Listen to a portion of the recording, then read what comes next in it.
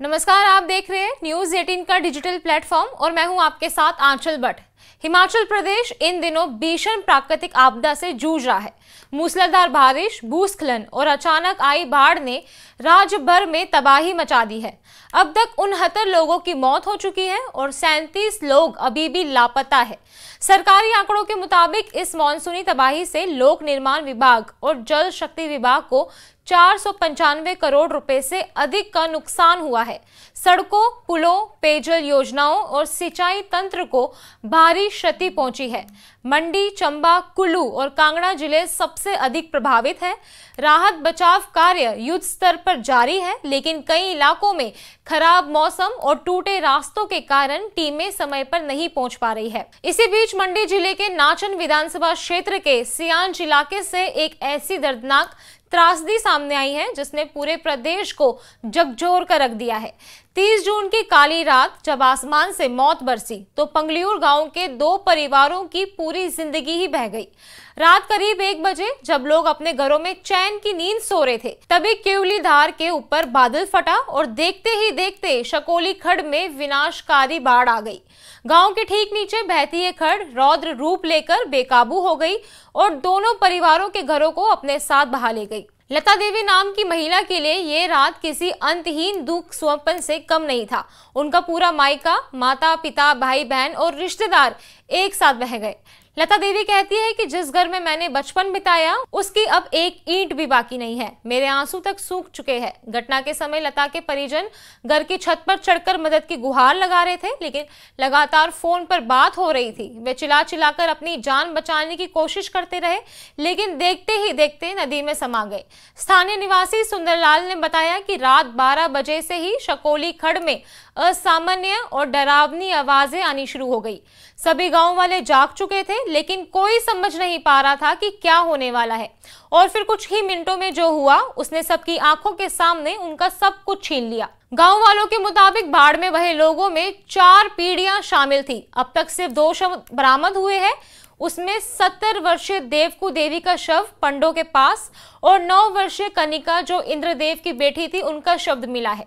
बाकी 7 लोग जो अभी भी लापता है उसमें 75 वर्षीय पदम देव, 50 वर्षीय जाबेराम, 37 वर्ष पार्वती देवी, 70 वर्षीय सुरमी देवी, 29 वर्षीय इंद्रदेव, 27 वर्ष उमावती और 7 वर्षीय गौतम अभी भी लापता है। भाई छोटा भाई मेरा, इसकी माँ थी जी, छोटा भाई है मेरा। एक माँ थी, भाई। हाँ जी। क्या करना जी, कोई बात नहीं, देखना नहीं मिला मेरे को, कुछ देखने को भी नहीं। नहीं, मेरे को दिन ना हुए थे, आए भी थे। मैं खुद भी मरीज घर में रही हूँ। बस क्या कर सकते हैं, आदमी बोल भाई ने मैं 8 का मरीज है, खुद भी क्या कर सकते हैं। क्या बोलते थे आपको?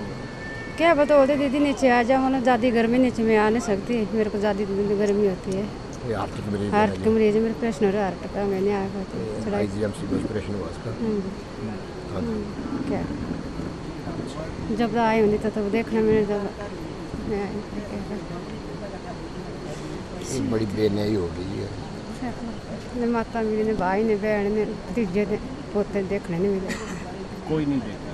कोई नहीं देखा। एक भाई का पूरा परिवार खत्म, पूरा परिवार खत्म हो गया। ये जड़े थी और दूसरा भाई, बड़ा भाई मेरा लगता थी देवर और दरानी की सास।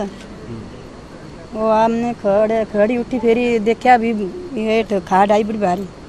फिर मैं अपने बेटे बोला, मैं बेटा खड़े उठी जा, भी खाड आई बड़ी भारी, पारी पूरे लगी गई।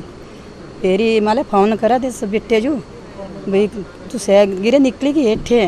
तो बोले भाई जी यहाँ से बोले इतने घर आ भी, तू सारी गौण गई लई, तू सारी गाइया भी गई नहीं थी, गौण भी नहीं थी भी, यहाँ से गिरे फंसी बिच भरे भी, यहाँ सा कोई पेंडा नहीं मिली करता भाई, क्या थी जाना सा पारा बोका जहाँ पर, ये भी आई खाड और ये भी आई खाड भाई, यहाँ सा कैसी जाना बोले एड़ा बोले थी नहीं। ये तो मेरे मठे बोले छोटे भी गुरबान दे के आए भाई, ये जानी गट्टी पढ़वाई जानी थोड़ी ये खाड भी, तुझसे टेंशन दे के लंदे।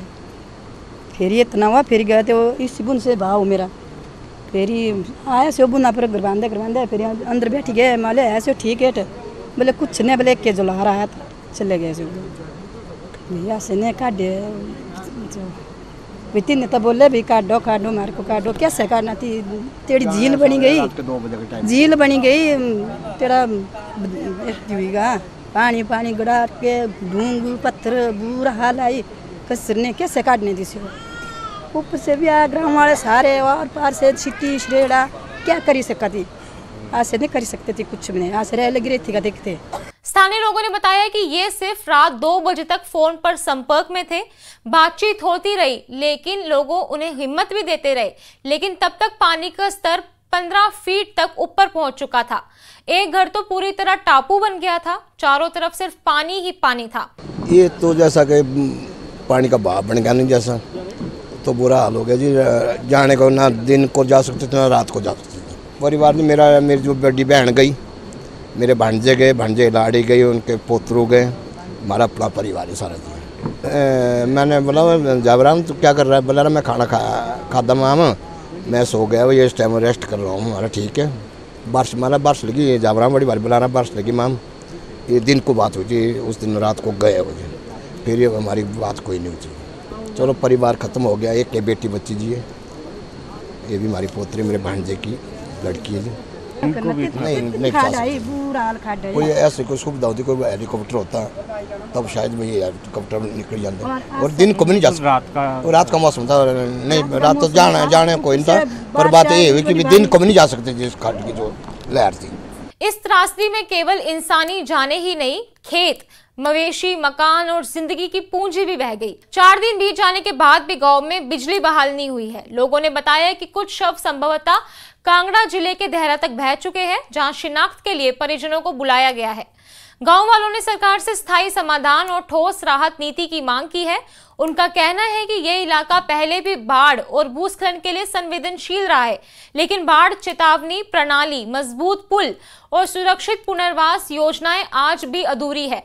यह हादसा सिर्फ एक प्राकृतिक आपदा नहीं, बल्कि व्यवस्था की लापरवाही और आपदा प्रबंधन की विफलता का परिणाम है। अगर अब भी कदम नहीं उठाए गए तो अगली बार कितनी जिंदगियां बह जाएंगी, इसको कोई नहीं जानता। इसी विनाश के बीच डीसी मंडी अपूर्व देवगन पहली बार मीडिया के सामने आए और मंडी जिले की वर्तमान स्थिति पर आधिकारिक जानकारी साझा की। उन्होंने बताया कि जिले में अब तक 14 लोगों की मौत, 31 लापता और 115 करोड़ रुपए से अधिक का नुकसान हो चुका है।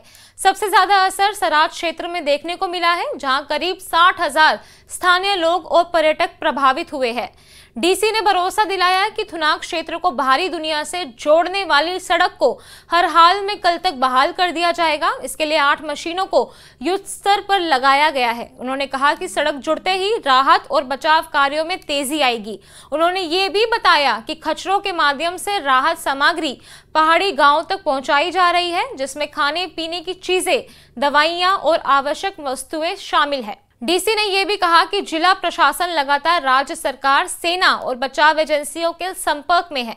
प्रभावित परिवारों के लिए तात्कालिक राहत और पुनर्वास पैकेज तैयार किया जा रहा है। उन्होंने लोगों से अपील की कि वो घबराए नहीं और प्रशासन के निर्देशों का पालन करें। ये बयान ऐसे समय में आया है जब मंडी और उसके आसपास के गांव में लोग अब भी अपने परिजनों की तलाश में मलबे में झांक रहे हैं।